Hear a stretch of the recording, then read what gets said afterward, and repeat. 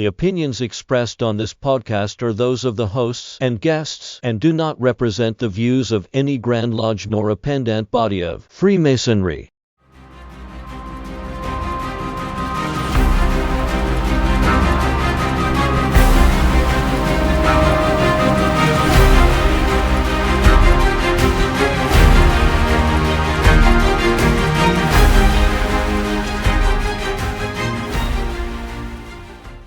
Welcome back to the Masonic Shelf, the podcast where we crack open the hidden pages of Masonic and esoteric literature. My name is Brad Kohanke. And I'm Chris Williams. We got a special guest with us tonight. I think you're going to be really enjoy this segment, right, Brad? Yeah, I think so. We talked about having Masonic authors on to interview, and tonight we've got a special one. We're sitting down with Brother Roberto Sanchez. He is a highly esteemed and well-respected author and leader in the Masonic world, and his work has shaped a lot of the modern conversations about how we view Masonry today.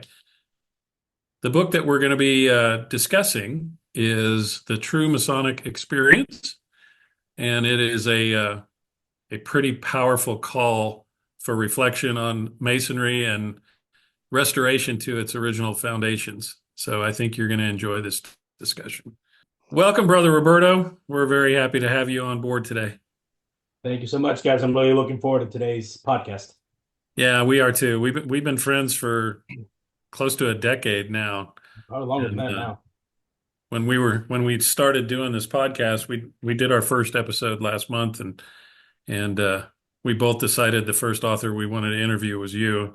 We hadn't talked to you about it yet, so we couldn't tell everybody, but very kind of you to immediately agree, and we're really excited to have you here. For you guys, it's an honor to be here and be part of this. So I'm looking forward to it. Cool. So before we get started on this, I want to ask you about the dedication at the front of the True Masonic Experience. Sure. You mentioned both Pete Norman and Rex Hutchins, and you thanked them and you talked a little about their history, but you didn't explain why it was that they were so important to you. So I want to hear in your own words why. Sure. So I've been very fortunate in my Masonic endeavors, so to speak. And very early on in my Masonic career, I got to meet both Pete Norman and Rex Hutchins. And both of them took me under their wing from the gate, specifically Rex. I met Rex at Masonic Week 2006. I did not know anybody at Masonic Week. I went because I was doing research on table lodges.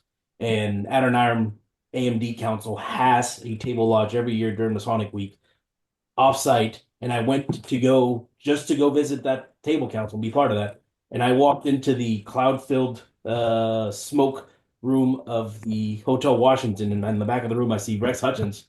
And he noticed that I was starstruck because I was staring at him. I was like, that's the dude. That's the guy from the books that we get in the Scottish Rite. And he noticed and he pointed to me and he motioned me to come over.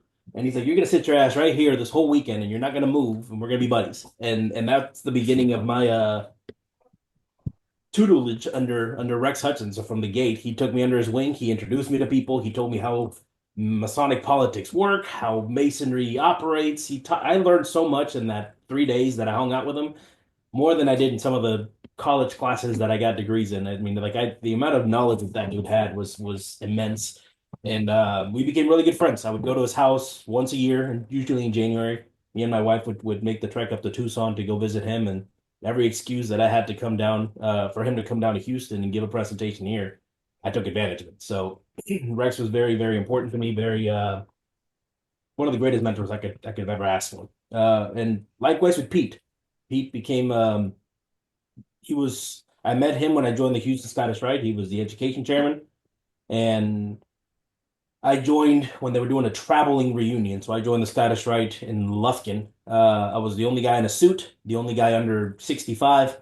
And Pete kind of took a liking to me. Same thing. He's like, yeah, you're the only guy that showed up to the reunion to be initiated in a suit. You're the only guy that's under 50. I was like 22 at the time.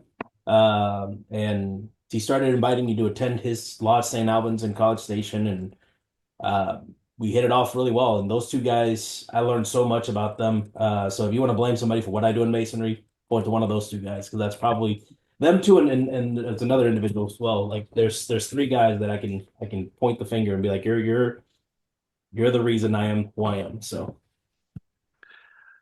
Pete is very heavily involved in St. Albans Lodge and College Station, Yes. and was probably the driving force behind it, wasn't he? Oh, absolutely. He was the founder. He was the Yeah. founder. And that's about as close to a traditional observance lodge as you're going to find in Texas. It's the original traditional observer in the world. Like St. Albans started the mold. They actually Oh, wow. made it.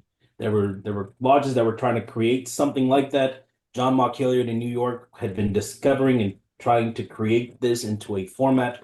But he was a member of IRA number two, one of the oldest lodges in New York. Um, so that was a lodge that was already freestanding, operating kind of with those guidelines, but wasn't St. Albans-esque. St. Albans was the first lodge in the world, followed by another lodge in Australia, again in Melbourne. I forget the name of it right now, but that was the second traditional observance, best practice, European style concept lodge in the world that was created for that purpose. So yeah, St. Albans was the mold. Well, the other thing I wanted to ask about before we even get into the book was I noticed that the foreword was written by John Bezak. How Yes. did you get John to write your foreword? So John's the reason the book exists, or one of the reasons. One of the chapters in that book was the Chamber of Reflection. And I did a lot of research in the Chamber of Reflection. That one's probably the one that I spent the most time researching, studying, traveling the world, looking what a Chamber of Reflection is supposed to be, how it operates, how you're supposed to do it. And I put it together into a Texas Lodger research paper. And John, being a member of TLR, got a copy of the paper and the transactions, read it, and invited me to come give a talk at his lodge, Lexington number one in Kentucky. And they had a sold out crowd. They've never had that many people in that lodge room, according to John, when I gave my talk. And every single person at that place wanted a copy of that paper.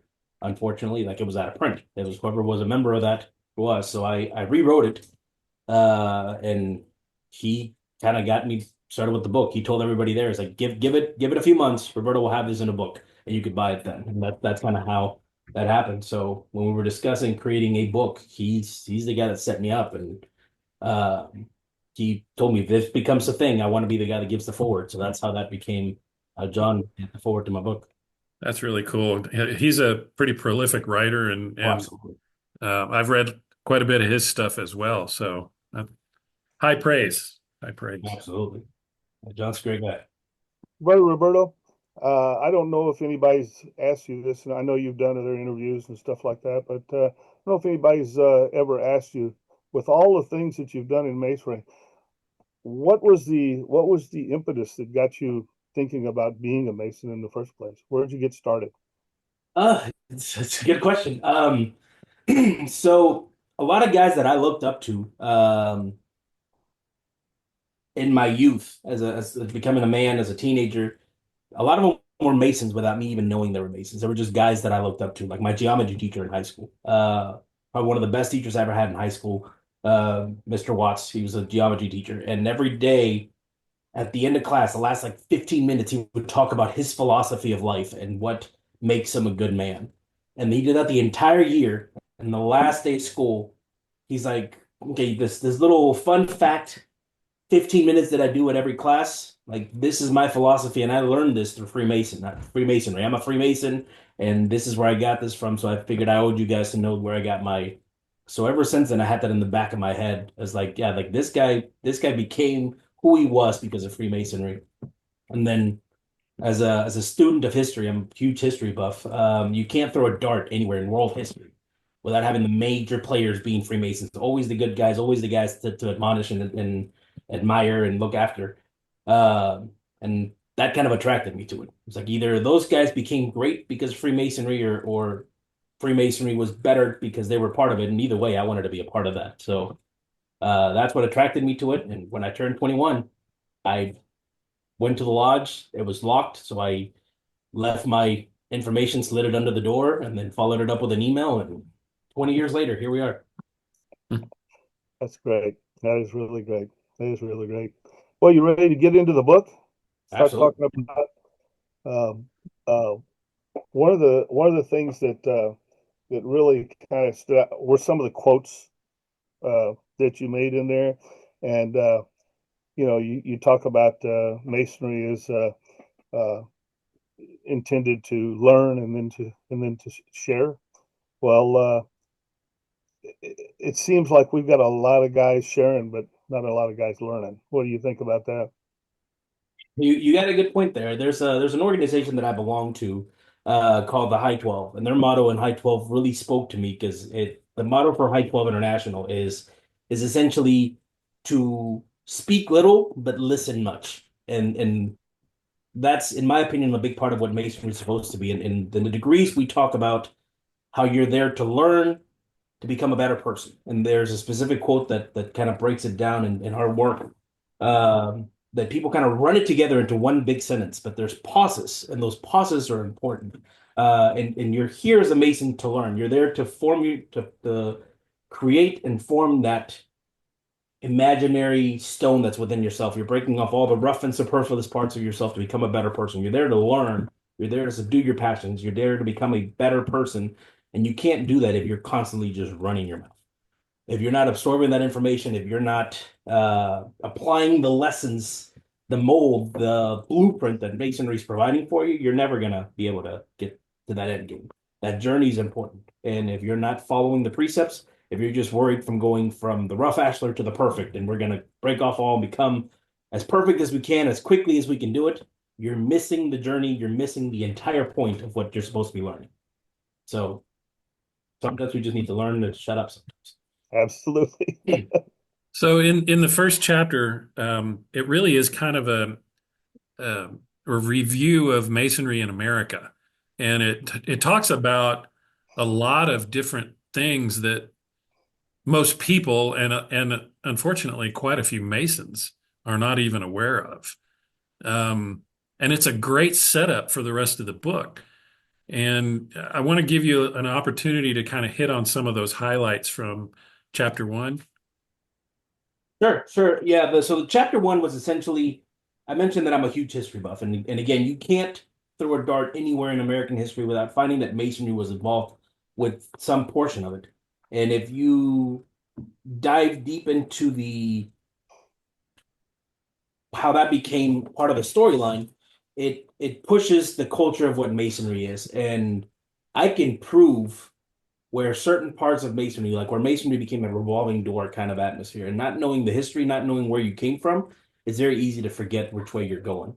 So a lot of, in my opinion, a lot of the meat and potatoes that Masonry as an organization, as a fraternity, as a organization of giving its membership light knowledge, comes from the degrees. And a lot of the very, very important parts of it were kind of taking out of the basic degrees, the entered apprentice, the fellowcraft, the master's degree, and they were put into invitational or higher degrees to kind of keep them out of the profane's view, out of the sight. And that kind of started in the 1820s during the whole anti-Masonic era, where Masons, Grand Lodges became more, especially in America, became more concerned about protecting the reputation of Freemasonry rather than the institution itself. So they'd be like, well, no, we have no secrets. Come on in.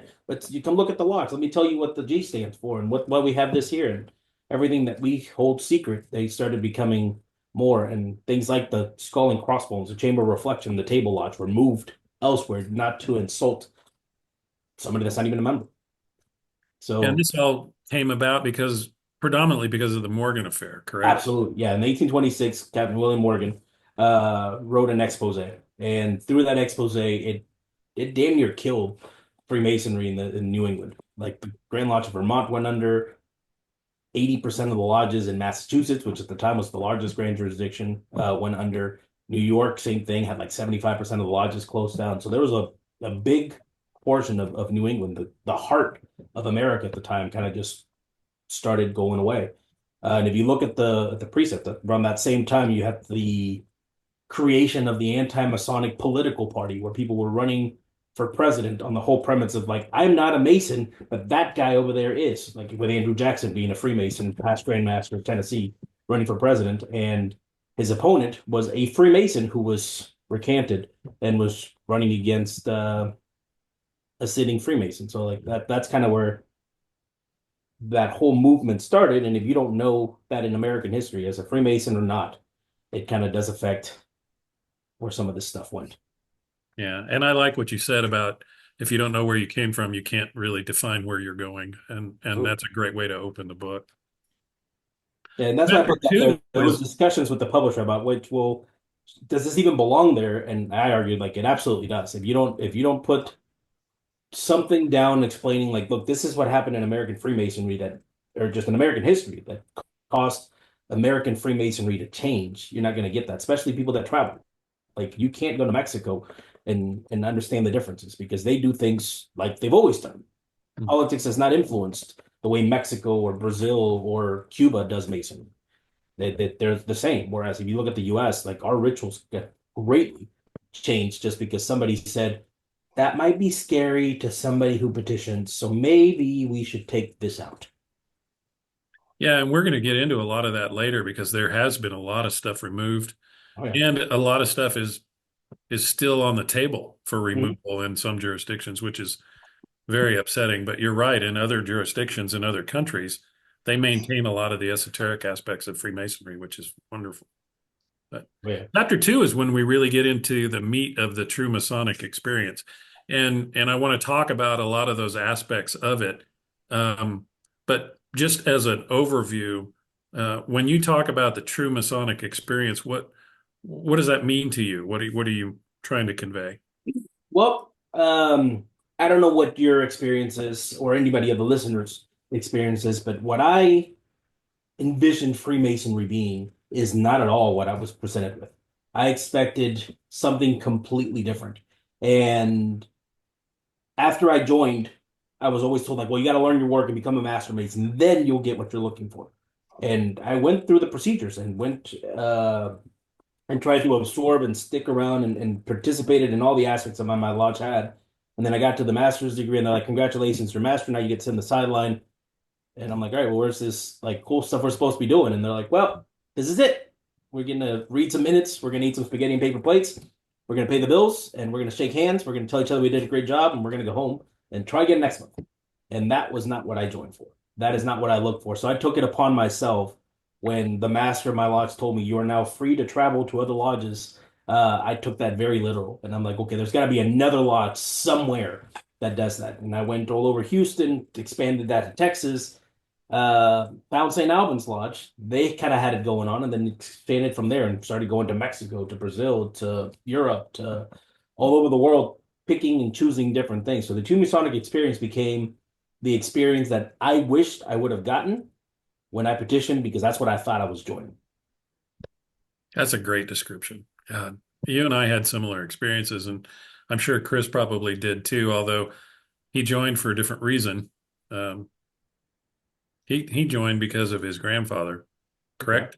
That's exactly right. He wished it. He asked my mother to make sure that I became a Mason about 5 minutes before he passed away, and of course, it's just like your experience and Brad's experience.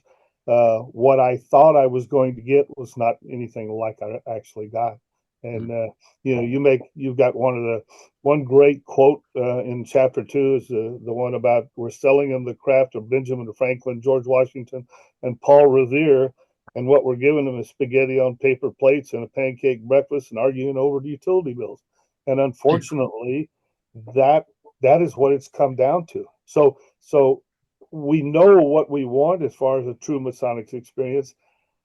What are we doing about making that happen? I mean, are we relegated to small groups of brothers trying to make that happen in their own little way? Is that where we are? I think so. That's kind of where I've seen it's become. It's smaller lodges, smaller groups, whether they be invitational appended bodies like the AMD. There's a lot of them that kind of do that. There's different pockets of traditional observance lodges or some that just are best practices. They don't want to call themselves traditional observants. They don't want to follow all the precepts. They just want to kind of learn, and they have book clubs. I mean, so that yes, there's little pockets all over the world where I've noticed where people want to get this kind of experience. And most of those individuals end up finding each other and flocking together. And it's everywhere. Like, I mean, you go to very rural parts of Indiana and you'll see it. And it's just like a lodge is born in Northwest Indiana, where a bunch of guys get together, dress up in tuxedos, and once a quarter have a really, really, really cool meeting that people from all over the state, even Chicago, come down to go like be part of this because they'll flock to that core. Is that John Bridegroom's? That's John Bridegroom's, absolutely. Yeah, Crown I Martyrs Lodge figured in it Indiana. must have been. Yeah, Uh, yeah. and that lodge was born out of a visit where John Bridegroom and Christopher Gamlin came to St. Albans Lodge and loved the way that we did things. And Chris Gamlin was a member of St. Albans at the time, and had moved to Indiana, but it was born in a place that you would have never expected it to be. Because if you've been to Northwest Indiana, like there's nothing there. So you wouldn't expect Masonry to be as powerful as it is there. But Crown Martyrs is one of the coolest lodges you can get an opportunity to go to because they do it right. They do it right. So one of the first things that we want to talk about on chapter 2 is the time that we spend in each degree. Okay. And how it compares in the United States to Masonry in other countries. Because I know, especially in Sweden, I mean, there are extended periods of time for every level. So, I'm sure most of the listeners have had a similar experience as what you and I have had, but just kind of highlight it for the listeners and talk about the differences. Sure, yeah. I mean, here in America, and we'll use Texas as the example since that's where the three of us have in common. Uh, the norm in Texas, you get initiated. Sometimes the betting process is very, very quickly, sometimes quicker than the law allows it to be, because I've seen it done that way. And then you get 30 days, and within 30 days, you can get past to the next degree if you learn your work. And the learning of the work is up to the lodge. And I've seen guys turn in their work that shouldn't have been passed, but they get passed in 30 days because they need that dues money, and they don't collect that dues until you become a master mason. To go from that degree to the next, it's 15 days. And now you're talking about 45 days from the day you get raised to the day you can become a master mason. And when I tell people in other countries that you can do that in 45 days, they think I'm joking because sometimes the waiting period in some of these lodges where you get an opportunity to even present a paper, to even consider yourself eligible to turn in your work, to be considered to go to the next degree, you're looking at 6 months to even be considered to present a paper. And usually a paper or a work is what they call it. Wait for you to present work to the lodge takes 6 months to a year. And then after you do that, then you can submit your questions and answers, your proficiency, and then advance to the next degree. So most countries in Latin America and Europe that actually put pressure on that, you're looking at least a year or two to be from an entered apprentice to a fellowcraft, and about the same from that degree to the next. Once upon a, I mean, Mexico recently changed it, but Mexico used to be 7 years from the entered apprentice to the fellowcraft. You spent 7 years as an entered apprentice, paying your wages, presenting papers, learning about the craft before you can become, because it's kind of like an actual process. When you become a master, you are a master of the craft. And that kind of goes along with the price point.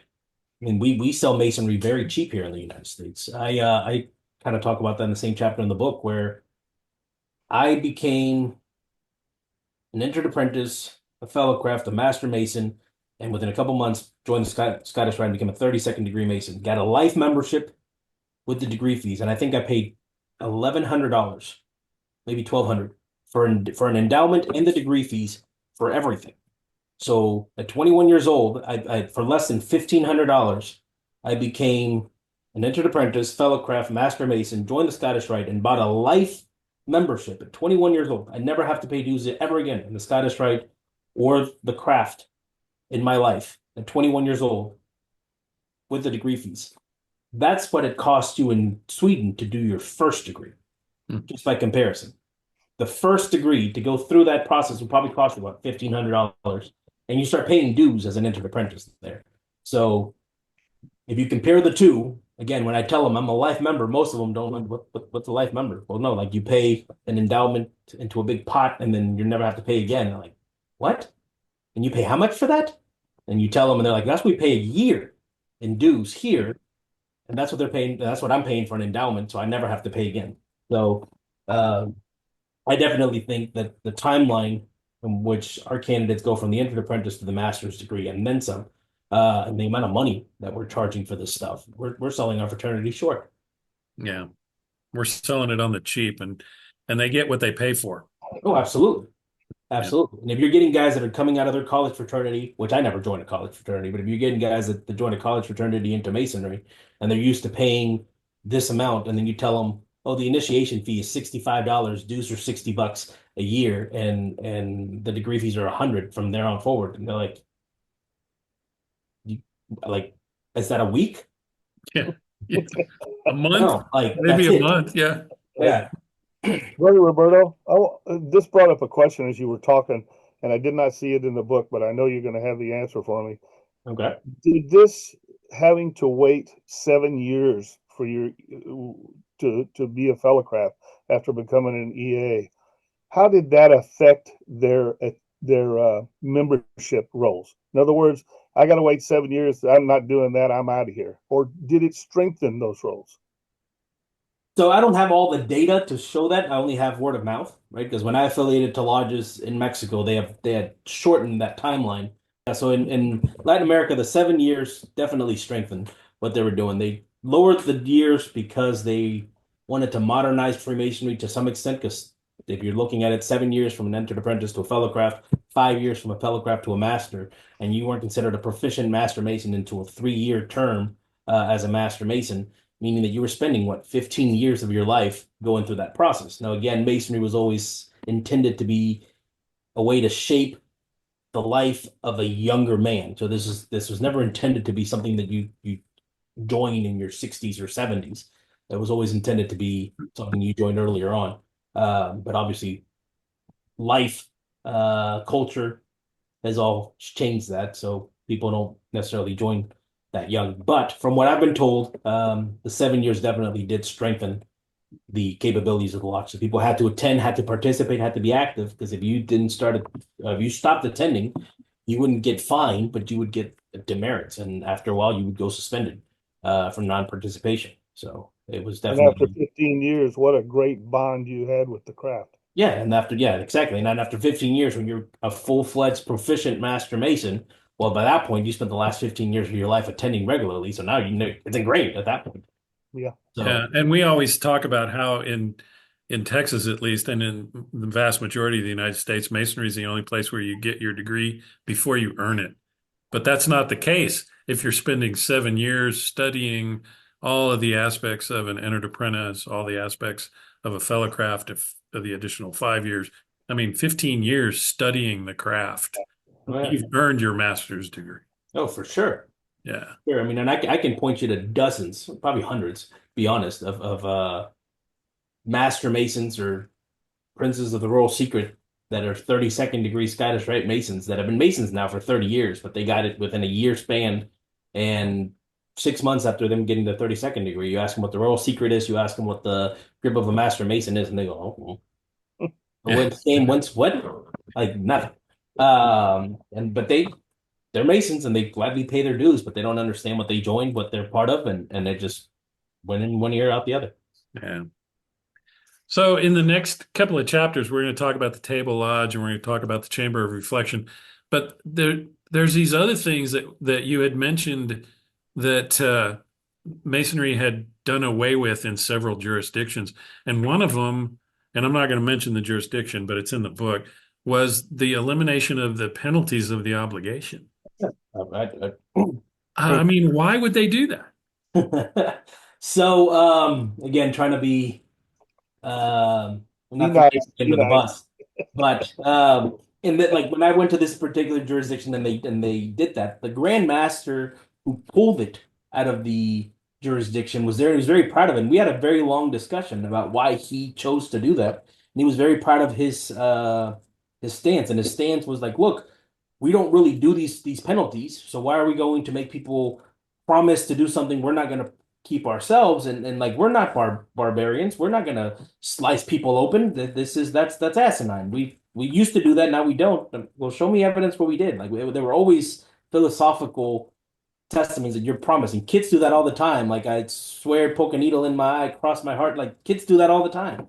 It's been ingrained in society for millennia. So this was a way to keep that together. And taking it out of masonry because it might offend somebody that might be joining, then they don't need to join, in my opinion. If it's going to hurt your feelings to take the same oath that I took, because that's one of the things that I take pride in, is that the same obligation, the same degree, the same catechism, the same thing that I've done is the same thing that Anson Jones and Sam Houston did.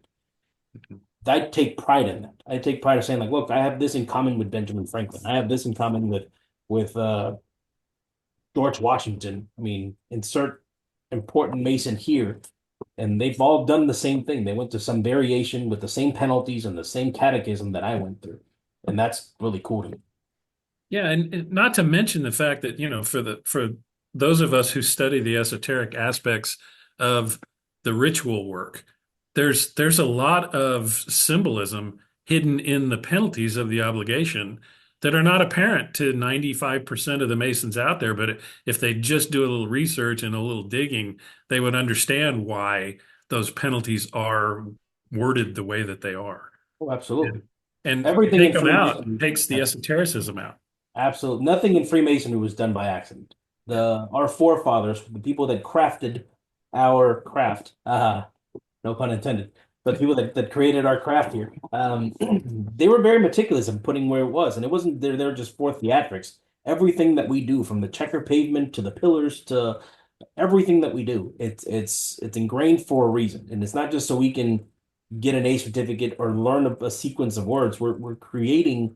Um, we're creating an energy when we're doing these things, and taking something out is completely changing the egregore and the lessons and the esoterics of what you're putting through to the candidate.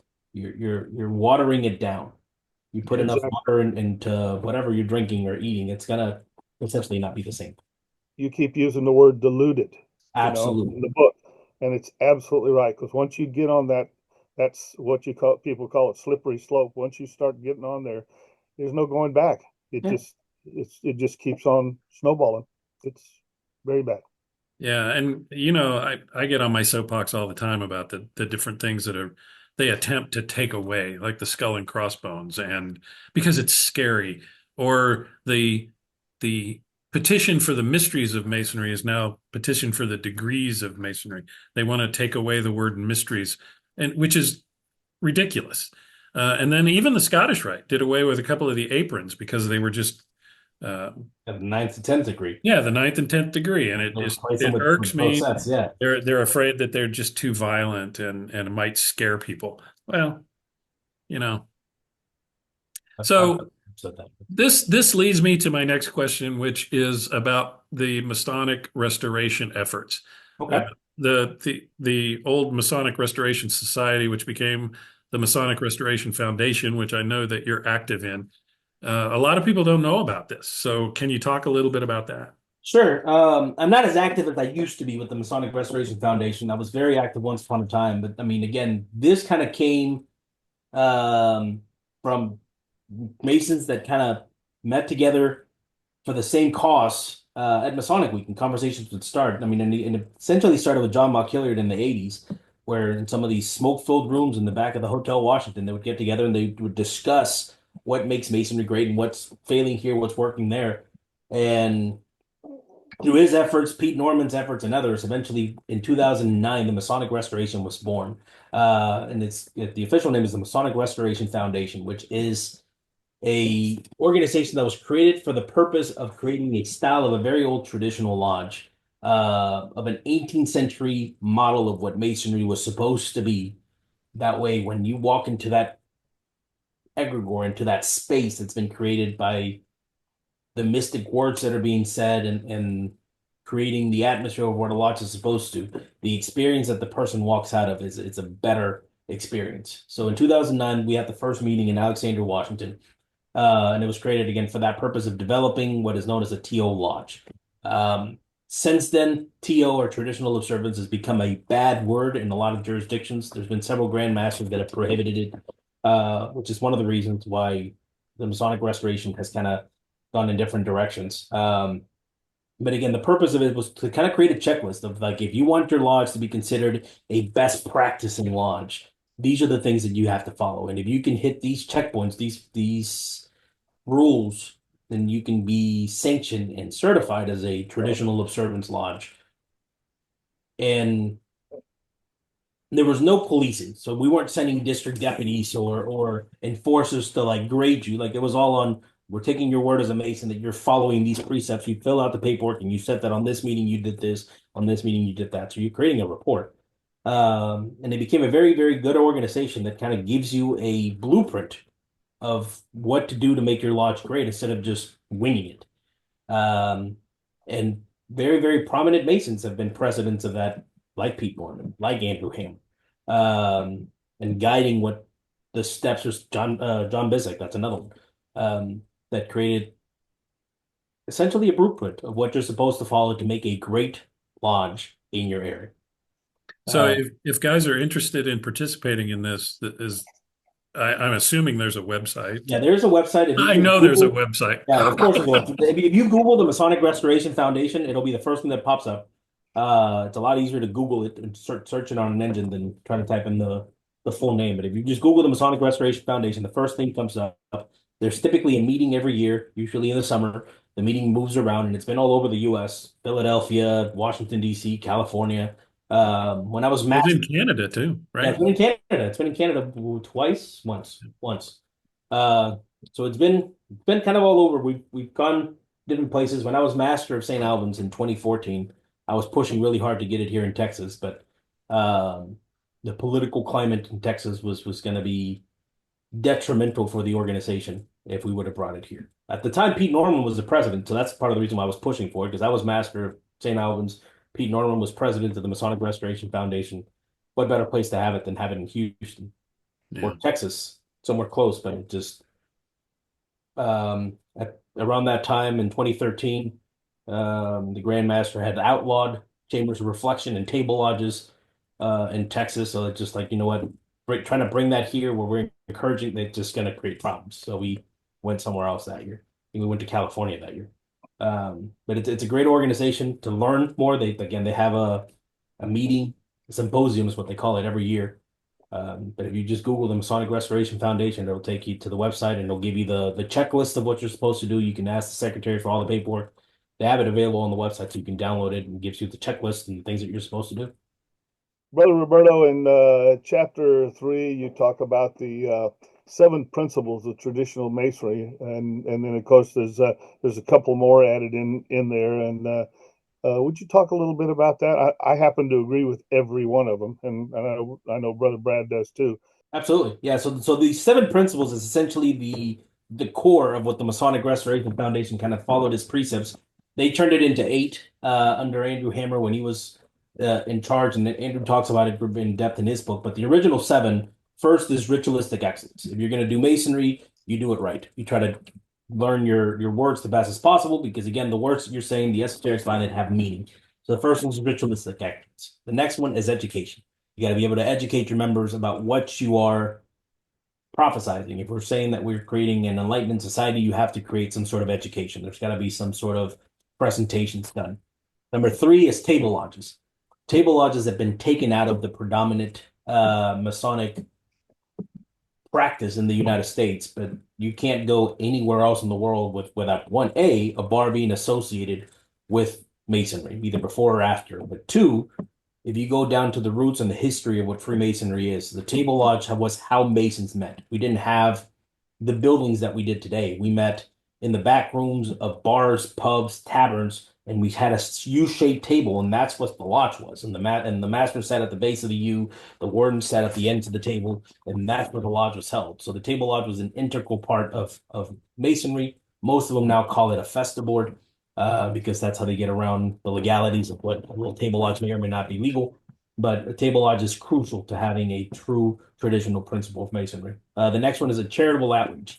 And that one's an important but confuses most Masons. Charitable outreach, Masonry is not a charity. A lot of people assume Masonry is a charity, and it was never intended to be. But we as Masons are taught to be charitable. right? So I, as a Mason, have taken certain obligations to look after widows and orphans and the betterment of my society, but it should be out of my pocket or out of my goodwill, not because the lodge has money. We're like, you know what? I'm going to make a motion that we spend $10,000 of the lodge's money to like make this house over here look pretty. Like, no, if we're going to do that, we need to dig into our own pockets and be charitable as peoples, as Masons, not because Masonry is a charity. We are charitable as Masons, not the fraternity. So charitable outreach. In St. Albans, for example, we have a different charity fund where at every meeting we pass the hat around and all the money collected during that meeting goes into the charitable fund. That way, if somebody makes a motion that we buy sunscreen for the soldiers in Iraq, well, the money's coming out of that pot where I pulled out $20 at the last meeting and put it in there, not from the lodge's kitties. So charitable outreach. Next is excellence of dress. A lot of Masons get pushback when you talk about excellence of dress. That serves for different purposes. One, excellence of dress shows your respect to the institution. Masonry is something you should be proud of, so it should be the equivalent of an important event to you. If your daughter is graduating kindergarten or graduating high school, or if you're attending a daddy-daughter dance, or if you're going to your son's christening or anything of that nature, like you're expected to show up to that event as you would to lodge, because you're showing respect for that institution or the respect for the occasion. That's one. Two, we take it a step further in most best practices lodge where we have what's known as tuxedo lodges. Um, the purpose of a tuxedo lodge is not to show that that lodge is uppity or we're better than you because we're wearing tuxedos. If we show up to a lodge and I'm wearing shorts and a t-shirt, and Brad, you're wearing a tuxedo, and Chris, you're wearing a suit, and Jason's wearing slacks and a polo shirt, like we're all dressed, we're not on the level at that point. I'm wearing shorts and a t-shirt and you're in a tuxedo. We're not on the level. Anybody comes in, they're going to think that even though I might be wearing dress shorts and a t-shirt, that I'm going to be pointed to as the guy that doesn't know what the hell he's doing. Whereas if we're all in tuxedos, whether you're wearing a $10,000 Armani suit and I have one that's off the rack that's been rented and worn for proms for the last 20 years, we're still wearing tuxedos and we look the same. And in a dark room where our senses are focused on what it needs to be, that tuxedo becomes the great equalizer, is that nobody from outside or inside can like we are on the level at that point because we're all dressed the same. So that's where excellence of dress comes in. And the next one comes with exclusivity and being selective for your lodge. Not every person is supposed to be a Mason. And we sometimes as Masons forget that because we have bills to pay, or hey, we haven't had a candidate in a while, and this crazy dude just came and knocked on the door. So like, he looks kind of odd, but we'll let him in anyways. You're supposed to be selective. You're supposed to be exclusive. There's a reason why we have a voting process, and there's a reason why the term blackball is famous in pop culture. That's a Masonic term. It doesn't exist outside of Masonry prior to Masonry. We invented it, and other people use it now. So you're supposed to be selective. You're supposed to be exclusive. And number 7 is commitment. If yes, Freemasonry is a volunteer organization, but if you're going to commit to it, you have to commit something if you're going to get something out of it. So commitment is important. So those are the original 7. Pete Norman added 3 more. Number 8 would be decorum. If you don't have decorum at the meetings, if you don't have a sense of which direction the meetings are supposed to go, and you don't have somebody talking on his phone on the back of the room, or like talking about an announcement about how his son is going to have his guinea pig's bat mitzvah and everybody should come, like that has nothing to do with Masonry. So save that for the social aspect. So decorum is important. 9, we talked about it earlier. Higher fees, higher dues, higher dining fees. You're supposed to have a nice meal with Masonry. You're supposed to have a good time. If we're selling it cheap, we're not going to get out of it. And the 10th one would be a social event. Masons, if you are social outside of lodge, the camaraderie, the commitment is going to be greater if you have something going on once the lodge closes. There is a time for frivolity and for socialness and for gathering and for all that good stuff. It doesn't need to be part of the meeting. You go afterwards or beforehand, but there needs to be some sort of social aspect. So those are the 10 with the 3 that Pete Norman included back in the 90s when he created St. Albans. I want to throw in something here real quick because something stood out real big it stood out when I read your book the first time a few years ago, and then when we decided to do this, and I see you from time to time, and I never remember to ask you, but would you talk about, since Masons are going to be the guys that are going to be watching this, explain the no open installation of officers? Sure. So that's a tradition that we have at St. Albans and at New Star Lodge, which is a new lodge that we created, kind of like St. Albans in Houston. And um, if you go to most places outside of the US, when you tell them that the installation is open to the public, they look at you weird. I was just in Scotland last month. One of my good friends, Alan McDougall, got installed as master of his lodge. And that was an event that, like, I got to the lodge at 10 o'clock at night. I didn't go to bed until 6 in the morning. Like, it was an all-day affair. Now, granted, the installation didn't take that long. That included the social gathering afterwards, but we didn't leave the lodge building until midnight. So I was there for almost 12 hours. And it was only Masons, and only Masons for the degree that you were in. And they did a entered apprentice, fellow craft masters, and past masters section where if you did not qualify for that part, you left because it's only for Masons. Um, so lodges like St. Albans, like New Star, we do a members only installation because my wife has been to enough installations that she never wants to be at another one in her life. And this is not for her. And every time that I've taken her to one, now granted, she grew up with Masonry. Like her parents are very involved, so she's been to more installations than probably I have. But take that out of the equation if she hadn't done any of them. Like she's been to enough just with me alone that she's like, if I never have to go to another one again, I'll be just as happy. So she attends the ones that she has to, and sometimes you'll see her mouthing off the words because she knows them. And she hear the least bit of what's happening to them because that's not for them. That's for us, and it makes us feel pretty that they're with us, supporting us, which is cool. But they don't care. They're not learning anything from it, and we're fluffing up and extending our installation to make it something nice that she could attend or the families could attend. I was recently installed as Grand Commander of Hawaii for the Knights Templars, and my son was just running up and down the room the whole time, and I didn't like that. I didn't. But what are you gonna do when you can tell a toddler, sit down? Like, no, he's not gonna sit. Daddy's doing stuff. He wanted to come and give me a hug and then run off to mommy and then to grandpa, and luckily I was being the head guy installed, so like it was my installation that they were doing this for. But I wish it would have been closed. So by having an open installation, I think we're doing a disservice to our fraternity and to the membership and to the decorum of what the lodge is supposed to do. Because now we're adding fluff and explaining that the master wears a hat because he's in charge and like why. Um, so I'm in favor of the Well, installations. in addition to that, there was a time when the profane were not allowed to see the inside of a lodge room at Oh, all. absolutely. That's And still I would like to go back to that Oh, I because know. I think the first time a Mason should see the inside of a lodge room is when he's brought to light. 100%.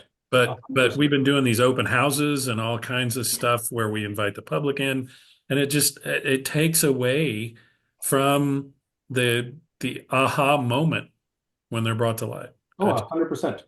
100%. And um not only that it takes away from the aha moment, but like again, we're watering down an institution to Well, we probably ought need to get into the what my favorite part of the book, and that's the table lodges and the chamber of reflection. I've been waiting for this. all right. Well, let's talk about the table lodge because it has an entire chapter for itself, and so does the chamber of reflection. So what is a table lodge? How does it work? Why is it different from a festive board, and why is it important to us? So again, table lodges is one of the foundations and one of the original precepts of Freemasonry. Masonry got started at tables because we didn't have lodges. So the table in a tavern or a pub was set up in a way where you could have your Masonic meeting and the initiation all from that area. So it was set up in a U-shaped table where everything kind of took a name of its own. So your fork became your trowel and your knife became your sword. And it was no longer a knife, it was a sword. And it was no longer a fork, it was a trowel. And you had to call it by those names.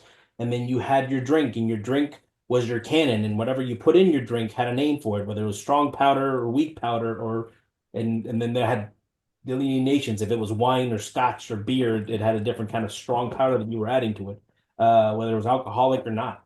And your napkins became your flags, and everything had a ritualistic aspect to it where you're calling things by that name to create that egregore, to create that mystical space. That way you're not just sitting in a pub in the Green Dragon Tavern on the streets of Boston, you're in a Masonic lodge. And that was the differentiating.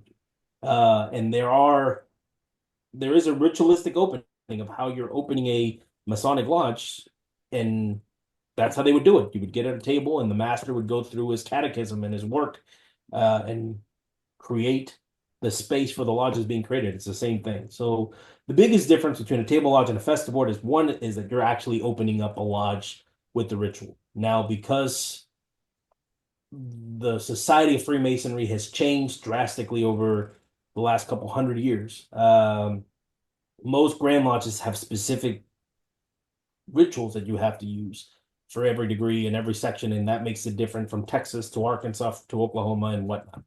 But in essence, if you're using Masonic ritual that's approved in that jurisdiction to open up the space to create the atmosphere of what a lodge is supposed to be, that's a table lodge. If you're doing it at the table with the implements and you start calling everything what it's supposed to be. So in my book, The True Masonic Experience, the chapter, I think it's chapter 3, that has the table lodge in it. Chapter 4.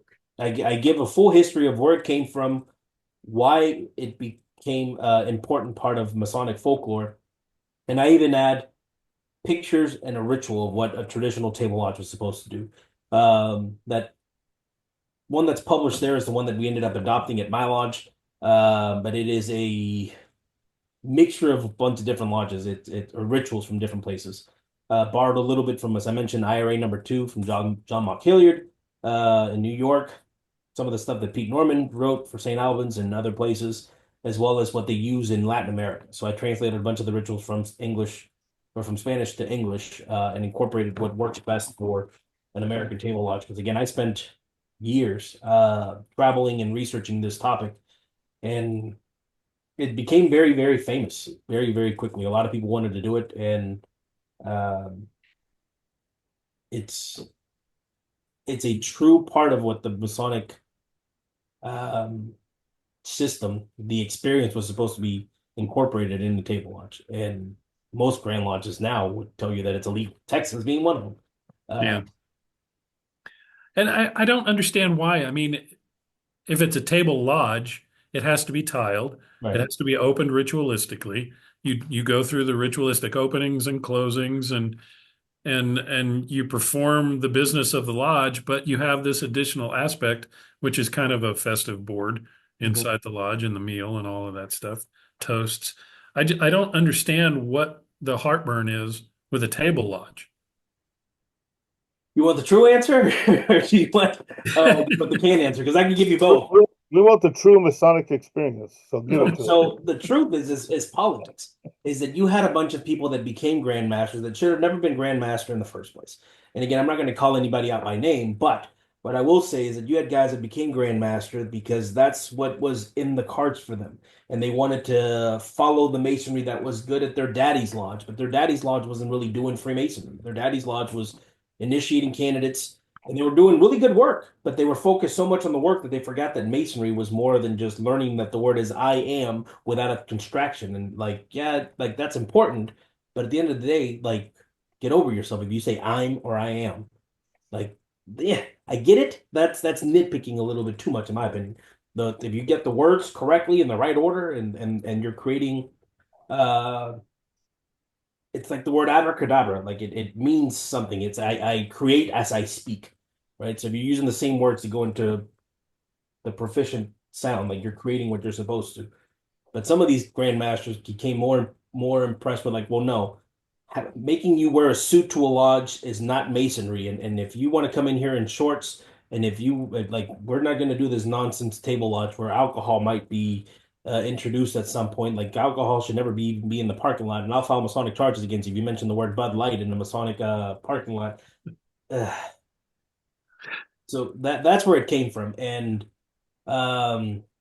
unfortunately, a lot of that had to do with this book and its predecessor, which were 2 TLR papers, one on table lodges and one on chamber reflections, where I spoke about that, and every Grand Master got a copy of the paper, and people started doing table lodges, and they didn't like the fact that people were asking to do this and threatening to write resolutions at Grand Lodge that would introduce alcohol being drank at Masonic temples after hours. But here we are, 20 years later, and now we can do it. 20 years it took. Yeah, we passed it last year. Yeah, we passed it last year, but again, it took 20 years. But that's a big part of it, and that's why it went away. And that's what places like Texas have outlawed it. It's just because there were people with their purple collars that wanted to sit in their ivory mountain and go, no, you can't do that. And we're going to water down Masonry. We're going to take out skulls, and we're going to tell you what size apron you have to wear, and you step outside of that, and I'll stab you with a fork. It's called the trial, my dude. Yeah. Uh, I just saw a picture of our friend in Oklahoma, Bob Davis, at the bar at Freemasons Hall yes, in yes, England. yes. And he was telling the bartender that we didn't have bars in our Masonic lodges in the United States, and the guy was dumbfounded, flabbergasted that we didn't have bars. And it just goes to show you what a different world it is in other jurisdictions. Oh, absolutely. We've come a long way from our tavern history, huh? Yeah, I mean, I was just in Scotland, as I mentioned. I had a very similar experience where I told the guys like, yeah, we could have never done this 5 years ago in Texas, and they're like, well, that's because you guys were probably clandestine then. And he said it jokingly, but like he probably wasn't. Like it's All right. Well, that leads us to the next chapter, which is my favorite chapter, which I'm going to give you a plug for your other book because you got an entire book on the Chamber of Reflection. sure. But there is a chapter donated to the Chamber of Reflection in this book, and I love it. I absolutely love it. It's full of pictures from your travels all over the world. Tell us about the Chamber of Reflection and how it's utilized in other jurisdictions and what its Sure. history is. So I first was introduced to the Chamber of Reflection when I joined the York Rite.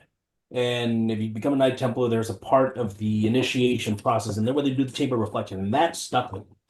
Like that part of the degree is part of the reason that I wanted to become an officer in the Knights Templars because I wanted to do that part. And I kind of became a little bit fixated on this because I was like, if this was part of Masonry, like people would learn so much more for it. And I made that comment in front of Rex Hutchins, and he laughed. And it was me, Rex, and Art. And Rex made some sort of remarks like, "Yeah, these young kids don't know what they're talking about, right?" And they both laughed. And I'm sorry for cussing. That's a direct quote. But that kind of got me on a whirlwind of looking into this, and I was looking through the minutes of Holland Lodge #1, and the secretary in 1840 put the candidate was put into the Chamber of Reflection, and like, because there's proof that we have done this in Texas back when we were the Republic of Texas, and that got me spiraling to like look where else it has, and there's a few old lodges in America that around this time where they did the Chamber Reflection, and then it just disappeared. And again, as we spoke earlier with the Morgan affair, it kind of just got pushed into the higher degrees of the Knights Templar, but it used to be part of the entered apprentice degree. And visiting lodges in Mexico, and I saw it, I fell in love with what the Chamber of Reflection is. So I started studying what the Chamber of Reflection was supposed to be and traveled the world at my own expense to try to like experience that vicariously, because I've already gone through the degree, so they couldn't reinitiate me. But trying to follow that precept and that process and try to get as much information as I could. And then in 2009, this little author came out with this little book called The Lost Symbol. And that exploded. And all of a sudden, lodges from all over the world started doing chambers of reflection because Dan Brown talked about it in The Lost Symbol. And they were using the emblems and implements that he was talking about, but they were making it up as they went along. And some lodges took it a little too far. And they were presenting candidates with goblets of blood, of like the fake Party City blood that you could buy at a costume shop, and they took it a little too far. So the Chamber Reflection paper, the foundation, it was kind of explaining the true process of what a candidate was supposed to do, how it was introduced, and the purpose behind the Chamber Reflection was to take the essence of what you're joining and the symbolism, the esoterics that are behind it, and introducing it as it's supposed to be. And it's preparing the candidate for this ginormous journey that he's beginning. Because when you become an entered apprentice, you begin a lifelong journey. You are entering this journey as a rough ashlar with a dash, with a purpose of going forward until you get put into that house not made with hands, eternal in the heaven, as a perfect ashlar. And that trajectory starts at the chamber reflection, and you have to mentally prepare yourself for what you're getting yourself into. And most people don't understand that that's the purpose of the anteroom. Like, that's what you're supposed to be. That's why you get divested of all metallic substances. You get bare boned. You get put special clothing, and that's the purpose behind it, is that you're supposed to reflect about what you're getting yourself into. And the main purpose from that, and the best example that I can give people now, is you get the candidate away from the guys that are going to tease them and mess with them and telling them, watch out with the goat because the goat might get you. You got to prepare for the baha. And people do this, and that's not part of it, because by that, like, you're not preparing them for anything. At that point, you're just hazing the candidate and you're disrupting the important element that he's about to just enter. He's being initiated into a philosophical society of enlightenment, and you're adding a goat that doesn't belong into the process. Yeah. Right. So that's the purpose behind the chamber reflection. It's a true and again, nothing was done by happenstance. The emblems that are part of the chamber reflection, the egregore that it's used, the symbols that are there, it's all there for a reason, and they all have a significance and a teaching. And again, I spent years traveling the world, all over Africa, the Caribbean, Asia, Europe, Latin America, getting bits and pieces, putting it together, why it's there, how it's used. And it's the same pretty much all over the world, except in the United States. Well, I don't want to get into too many of the symbols, but we do want to talk about one, and that's the skull and crossbones. And that's because, like we had mentioned earlier, it's one of the things that has been dampened or diluted in Masonry over the years. And we had this whole no skulls in Masonry crowd arguing against it for decades. Finally, this year in Texas, we have a Grand Master that has acknowledged that, yes, it is a Masonic symbol. But tell us what it means. Sure. Funny you say that. Like, my first introduction to Raven Reader was when he was secretary of his lodge, Montgomery 25 in Conroe, Texas, in Montgomery County. And I went to go give this talk, the Chamber of Reflection talk, at his lodge, and he was secretary, and he was blown away. And we had a very long discussion about how Masonry has taken this emblem of the skull and made it into something that isn't.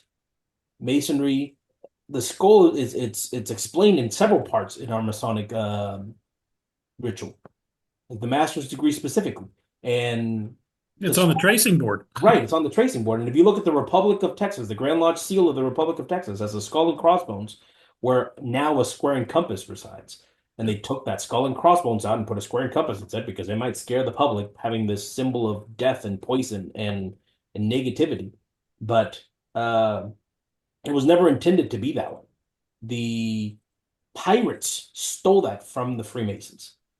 I talk about that in another book. I don't think it's in this one, but the pirates stole that emblem of the skull and crossbones, or the Jolly Rogers, from Freemasons, because they thought it looked cool and it looked vengeful, but it was never intended to be. It's a symbol of mortality. It reminds you that one day you will cease to look like this, and you will look like the skull. This is going to be the relic that's going to remain. So while you still have your flesh, use it for the best and the betterment of yourself and of your life, because one day you'll be like this ruin. And that's what you're reflecting on, at least partially, in the Chamber of Reflection. Exactly. Memento mori, right? Remember Exactly. that you too will die. Yes, exactly. So use these days wisely. Exactly. And that's the intention of that. And the ritual of the Chamber of Reflection, there's a ritual that actually explains that in it. And it usually has an hourglass with sand and the skull and crossbones, which together just gives you that allegory where, like, remember that while you're here, you're wasting sands of life are falling to death, and one day you will become like this, and you will remember that one day you will die and you will cease to exist. So if you waste your time using your life for frivolous stuff, you're going to waste this precious sand that's falling, and you're going to become like this skull with nothing to look back for. Because once you leave this earthly realm, this is what we're all relegated to. This is what's going to be left behind for all of us. So it's a And doesn't it in that situation become not only a symbol of mortality, but it also becomes a symbol of life? because it's a symbol of how you should live your life before that happens, before you get in, live your life to the best you possibly can. Oh, exactly. Exactly. And I mean, it's supposed to be a good thing. But society as a whole has turned that into being a scary thing. And now you find it in poison bottles and anytime that represents death. But like it was meant to be a death in a good way. Now it's gotten this connotation that's attached to pirates and poison and evil and wrongdoing and to not offend the public. Let's take it out of masonry because it might upset somebody that that has no business being in our fraternity in the first place. So there's one particular part of this chapter that I have not seen anywhere else. And I thought it was so cool. I want to ask you about it. And that is in some other jurisdictions, and I don't want you to name where it's done, and I don't expose too much of the work. But at the point when the candidate is brought to life, there's a mirror somewhere. Okay. Yeah, yeah.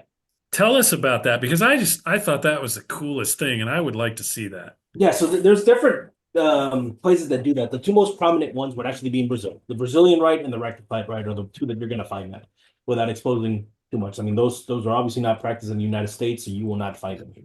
You're going to have to go to Europe or Latin America to see this.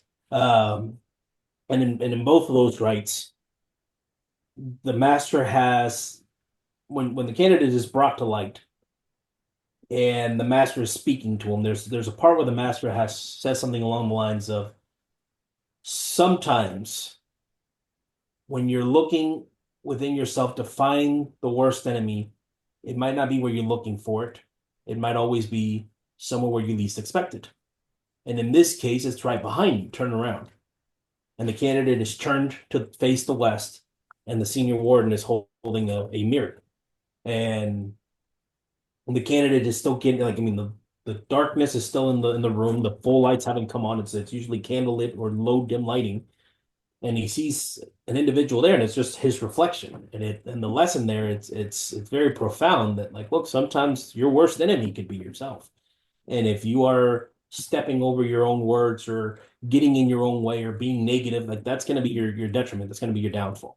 So the lesson with that, it's very impressive to see. And a lot of the times, because the senior warden is so close to the candidate, when he turns around and it happens so quickly, he doesn't recognize that it's himself. He thinks that it's supposed to be somewhere else.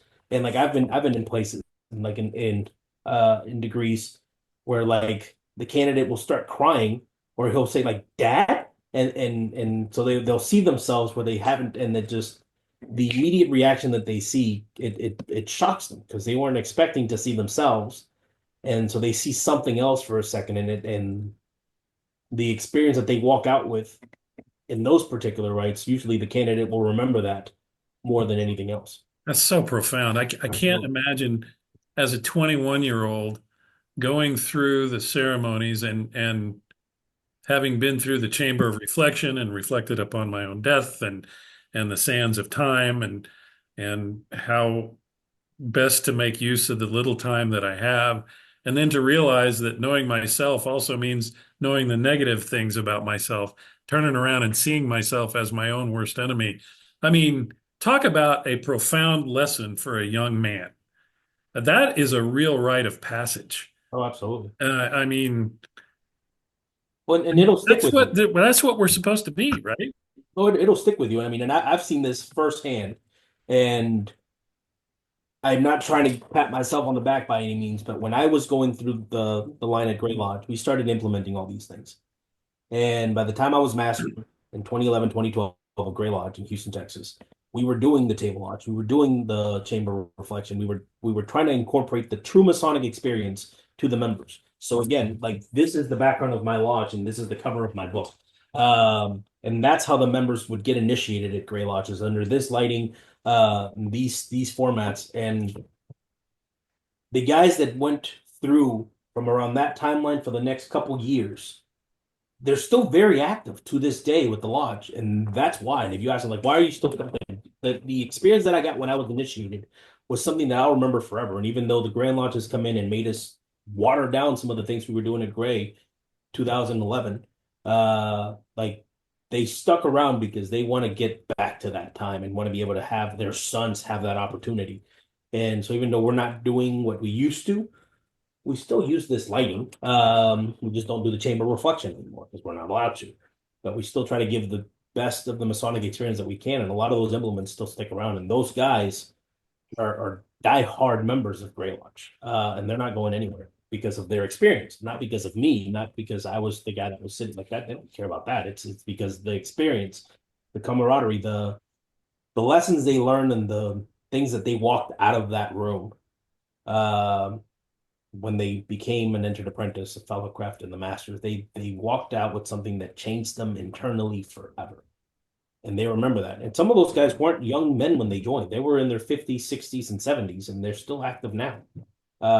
So I take great pride in that.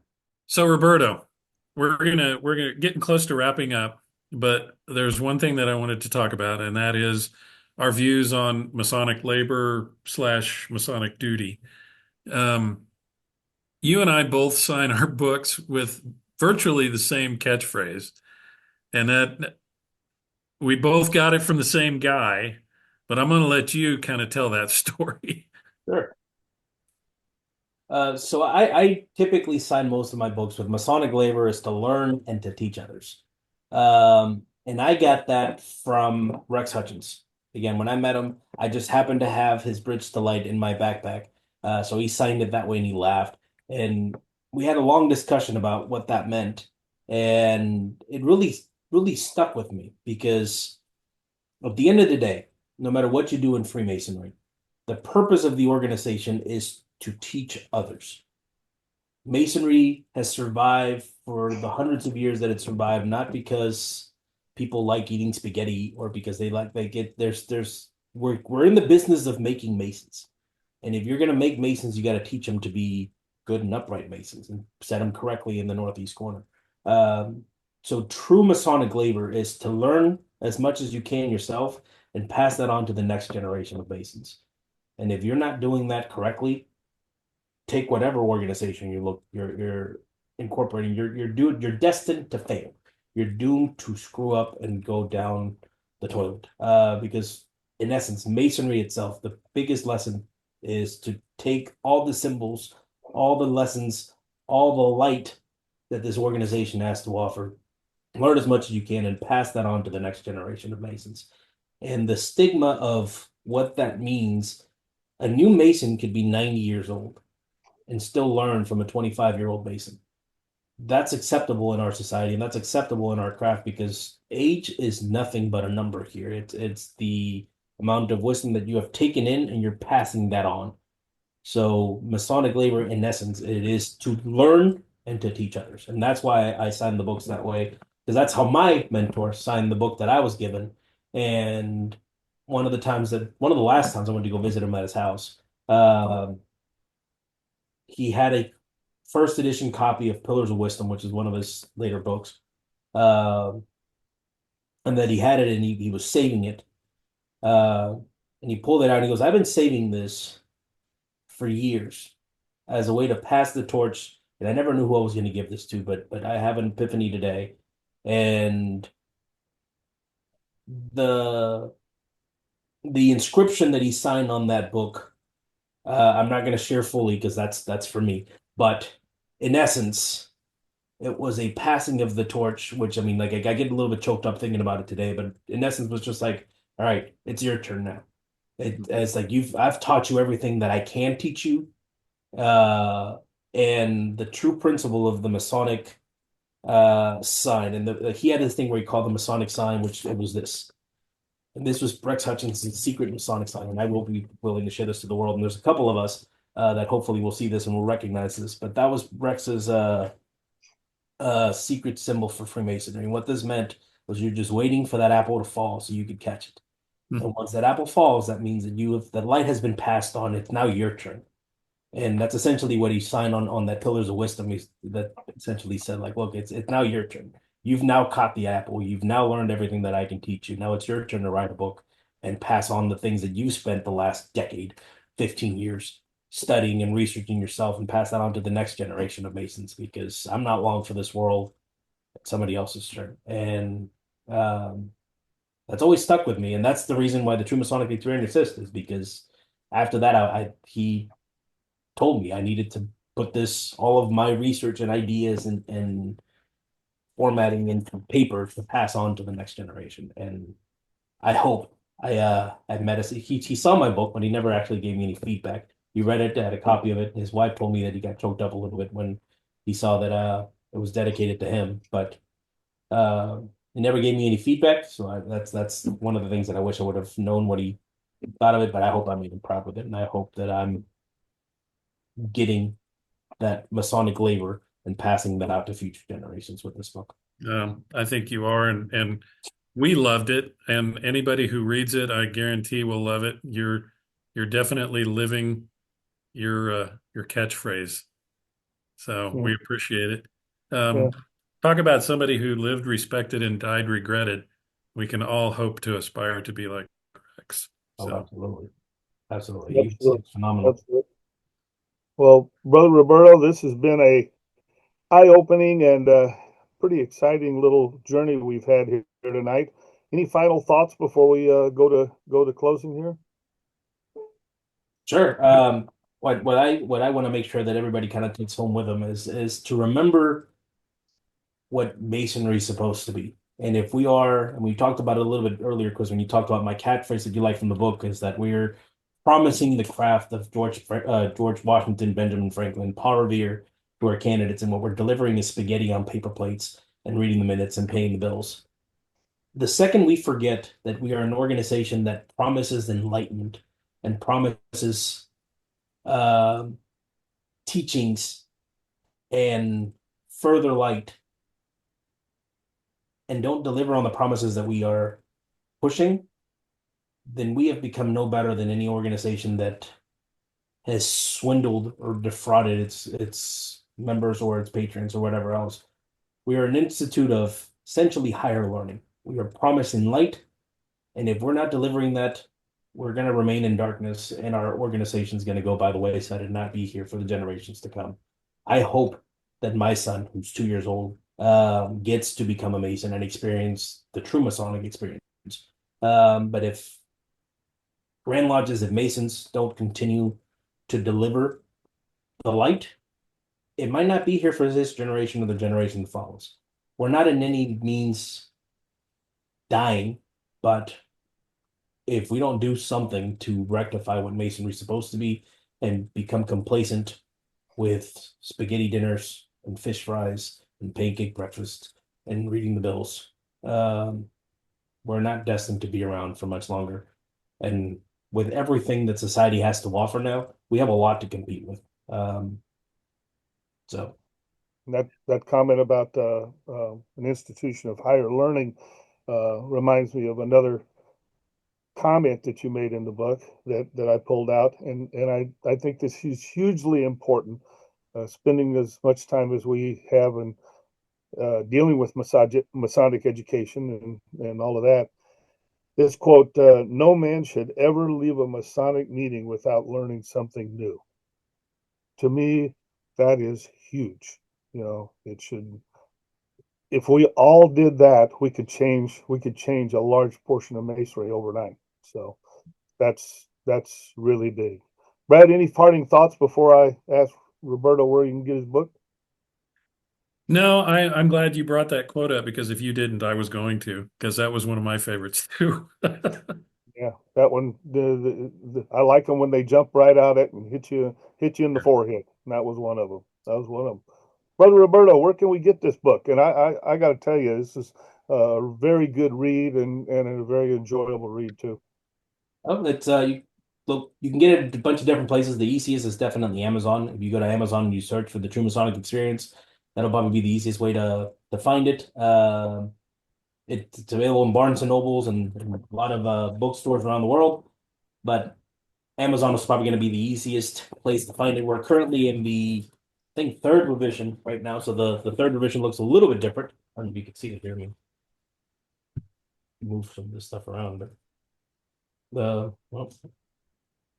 nope, didn't work. It's a secret. Yeah, They you don't got to want do away with your background in order to see it. Yeah. It's the same thing, but There you go. I see you got the pillars there. There you All go. right. Oh, The cool. new version has the pillars on it, still has the thing in the middle, but this is third revision.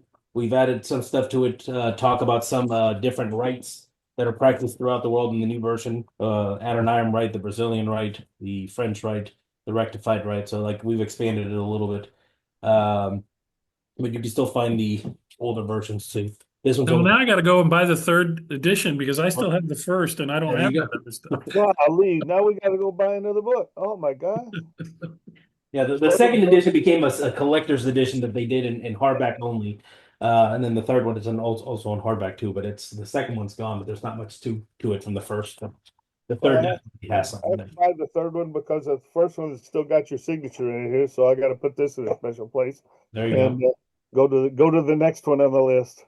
There you Hey, go. Roberto, thank you so much for being here with us. It was a My pleasure, real guys. enjoyable evening.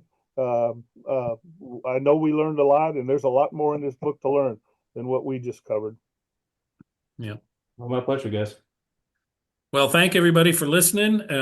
Chris and I will be back next month with one of Chris's favorite books. We're not going to tell you what it is until the episode, but we intend to have additional authors in the future and some guest reviewers join us on occasion.